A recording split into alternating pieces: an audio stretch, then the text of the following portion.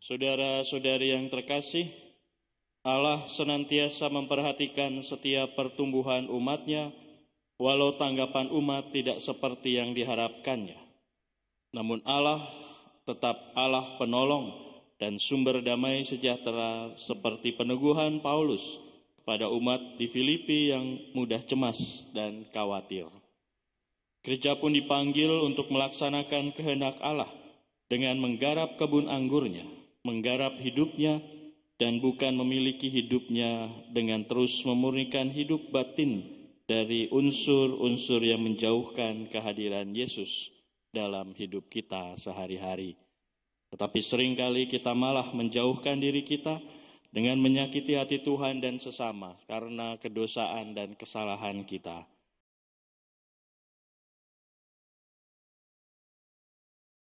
Bapak, Ibu, saudara-saudari yang terkasih, pada suatu ketika ada seorang bapak yang pergi ke paroki untuk menjumpai romo parokinya dan minta doa. Bapak itu berkata, "Romo, doakan saya."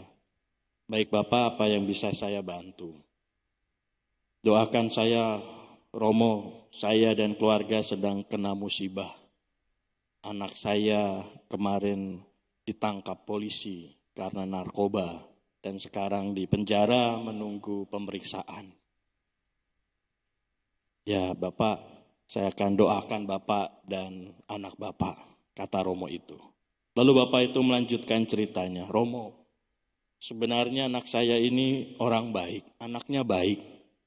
Dari kecil saya sudah mengajaknya rajin untuk sekolah minggu.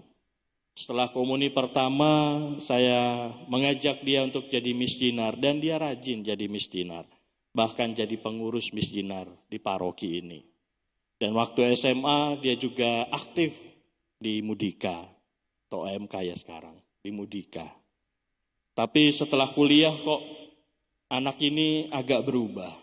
Dia mungkin terpengaruh sama teman-temannya sehingga menjadi sedikit tidak bisa saya kendalikan.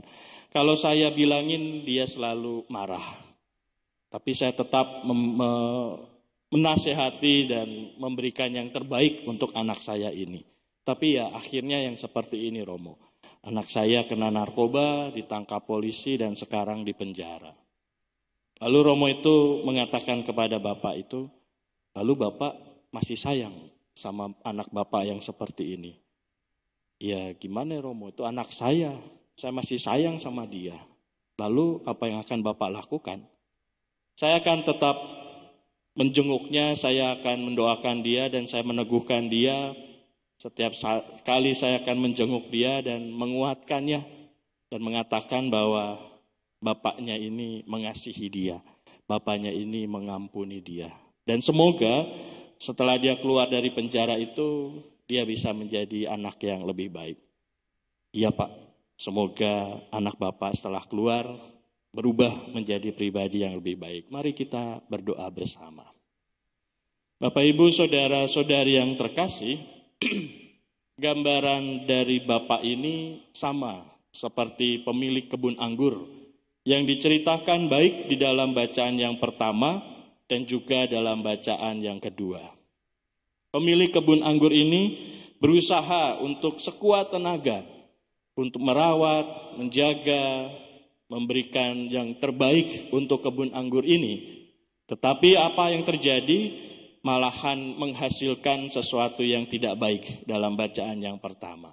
Atau dalam bacaan Injil, hasilnya baik, tetapi karena penggarap-penggarapnya itu kurang ajar, maka si tuan yang punya tanah ini atau yang punya kebun ini tidak menikmati hasilnya. Kebunnya diambil menjadi milik orang lain. Dan juga gambaran anak yang diceritakan dalam cerita yang pertama tadi adalah gambaran sebuah kebun anggur yang dirawat, yang diperhatikan, yang dikasihi, yang dilindungi, yang diberi berbagai macam sesuatu yang baik, tetapi akhirnya malah memberikan yang buruk untuk keluarganya. Atau sebenarnya dia adalah pribadi yang baik, tetapi karena pengaruh dari orang-orang di sekitarnya, dia menjadi tidak baik. Bapak, Ibu, saudara-saudari, gambaran kebun anggur ini juga merupakan gambaran kita. Allah adalah pemilik kebun anggur, pemilik kita. Sedangkan kita adalah kebun anggur yang digarap oleh Tuhan itu sendiri, Sang Pemilik. Yang juga pasti telah diberikan begitu banyak rahmat, diberikan perlindungan, dijaga dari segala macam bahaya, diberikan sesuatu yang kita perlukan, yang kita butuhkan sebagai bagian dalam pertumbuhan kebun anggur itu. Tetapi apa yang terjadi? Seringkali kita malah mengembalikan sesuatu yang asam, sesuatu yang jelek, sesuatu yang menyakitkan hati Tuhan dengan kedosaan-kedosaan kita. Bahkan juga seperti dalam bacaan Injil, kita malah menolak Dia yang diutus untuk memberikan keselamatan kepada kita, yaitu Yesus sendiri. Kita meninggalkan Tuhan. Maka apa yang harus kita lakukan, Bapak, Ibu, saudara-saudari yang terkasih? Rasul Paulus dengan tegas mengatakan kepada jemaat di Filipi, janganlah kamu khawatir tentang apapun, tetapi dalam segala hal nyatakanlah keinginanmu pada Allah di dalam doa dan permohonan dengan ucapan syukur. Yang pertama adalah kita selalu berdoa dan bersyukur di dalam nama Tuhan kita, Yesus Kristus. Di dalam setiap pengalaman kita, di dalam setiap pencobaan kita, di dalam setiap kesulitan-kesulitan hidup kita, bahkan juga di dalam penderitaan kita, kita hendaknya membawa itu semua di dalam doa dan bersyukur. Nah, bagaimana kita mau bersyukur kalau kita menderita? Disitulah keimanan kita yang berbeda dengan yang lain. Kalau yang lain menderita malah menyalahkan orang lain, kalau orang lain menderita malah membuat orang lain lebih menderita, kita menderita tetapi kita bersyukur.